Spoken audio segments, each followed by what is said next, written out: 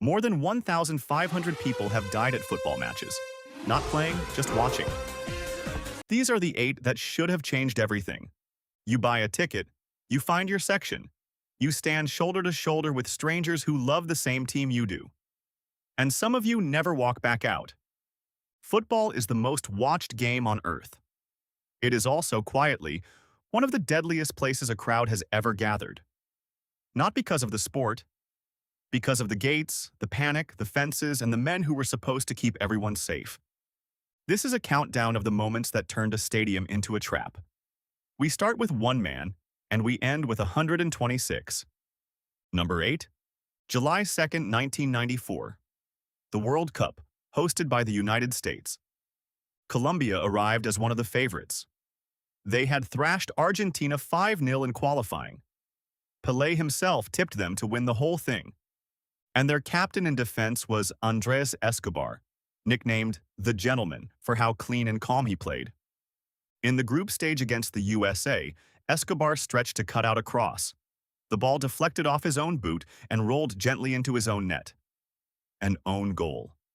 Colombia lost and went home in disgrace. There were threats before the team even landed. The coach fled to Ecuador. But Escobar, carrying the guilt, went home to Medellin anyway.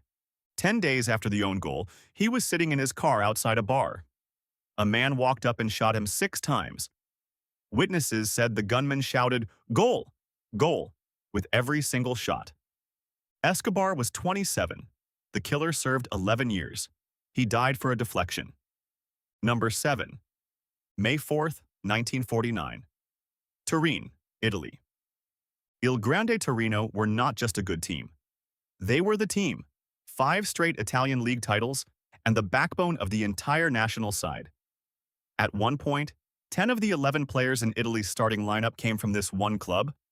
They were flying home from a friendly in Lisbon. As they approached Turin, the weather closed in.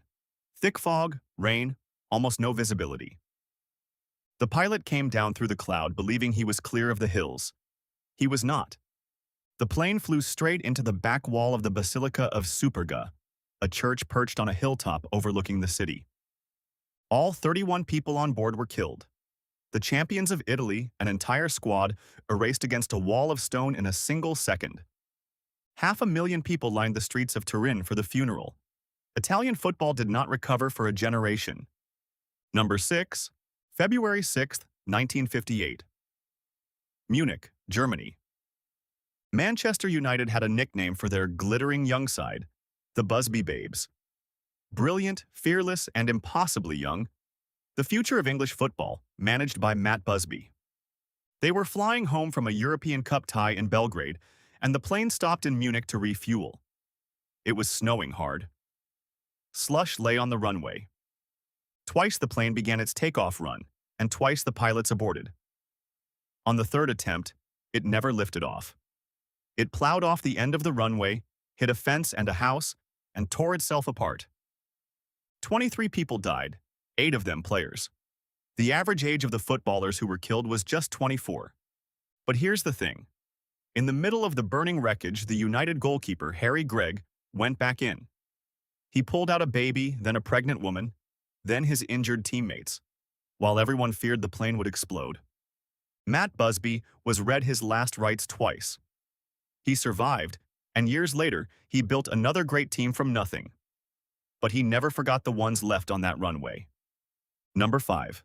Now, the deaths so far all happened away from the pitch, in cars, in planes. But sometimes the horror happens in the middle of the game, in front of a live crowd, with the cameras still rolling. June 26, 2003. A Confederations Cup semi-final in France. Marc-Vivien, a midfielder for Cameroon, is having a strong match. In the 72nd minute, with no opponent anywhere near him, he simply folds to the ground in the center circle. No foul, no collision, nothing. The medics sprint on.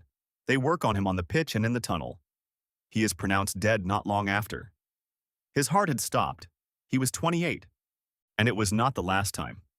4 years later, a young Sevilla defender named Antonio Puerta collapsed during a match, seemed to recover, walked to the dressing room, and there suffered a series of cardiac arrests, He died 3 days later. He was 22 and his girlfriend was pregnant with their child. Two young men. Two stopped hearts.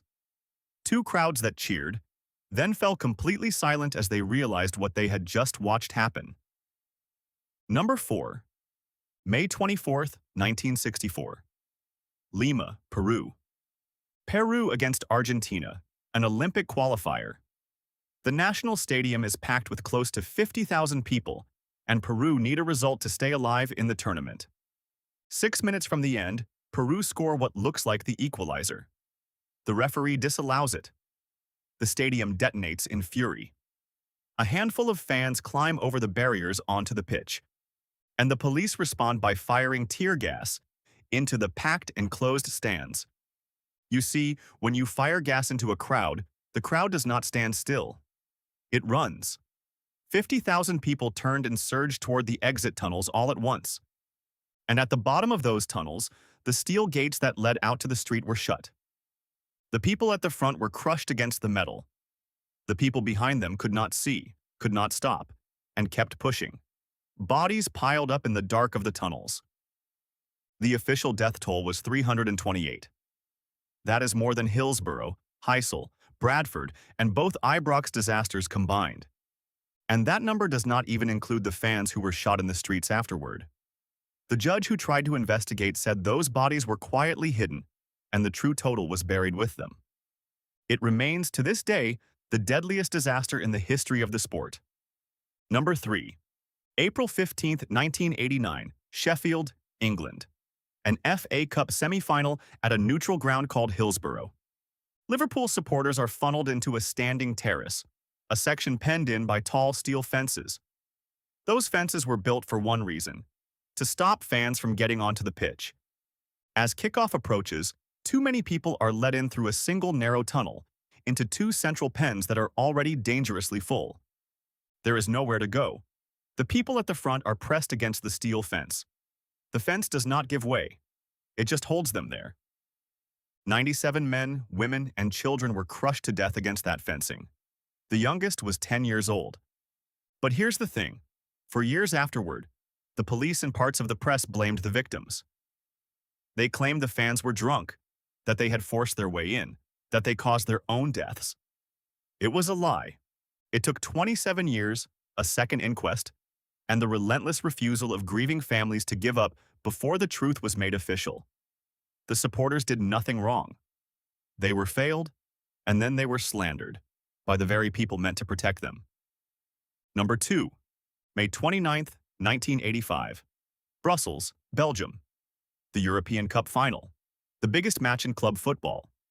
Liverpool against Juventus at the crumbling old Heysel Stadium. The ground is falling apart. Rival supporters are separated by little more than thin fencing and a scattering of police. About an hour before kickoff, a group of fans surges through toward the Juventus section. Those fans flee the charge, backing up hard against a concrete retaining wall at the edge of the terrace. The wall cannot take the weight.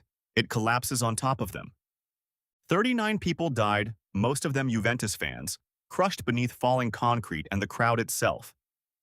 And then came the decision that still stuns people today. The authorities feared that canceling would trigger even worse rioting. So the two teams walked out and played the European Cup final, while just outside, the dead were still being carried away.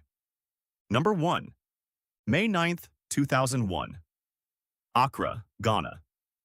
The two biggest clubs in the country and the fiercest rivalry in African football. Hearts of Oak against Asante Kotoko. Hearts scored 2 late goals to snatch the win. Furious, the Kotoko supporters begin tearing the plastic seats out of the stands and hurling them down onto the pitch. And the police reached for the exact same weapon their counterparts had reached for in Lima, 37 years earlier. Tear gas. Fired straight into a packed, panicking crowd. The fans ran for the exits, and the exits, the gates, were locked. 126 people died in the crush that followed. It is the deadliest stadium disaster in the history of African football and the second deadliest anywhere in the world. 6 police officers were charged. Not one was convicted. 37 years after Lima, the same gas, the same locked gates, the same crush of bodies against metal. As if, in all that time, nobody had learned a single thing. And that is the footnote nobody wants to read. Because look closely, and almost none of these people died from the game itself. They died from the design. Locked gates, steel fences, panicked police reaching for gas, cost-cutting on an old, weak wall. Every one of these disasters was investigated. Everyone produced an official report that said, in effect, this must never be allowed to happen again. And then, somewhere else, in another country, in another decade, it happened again. More than 1,500 people once went out to watch a football match and never came home. And not a single one of them died for the football. I'm Stinky, and this has been Stinky Footnote, digging up the history that got left behind in the margins. If this one stayed with you, the whole channel is nothing but the footnotes they tried to leave out. See you in the next one.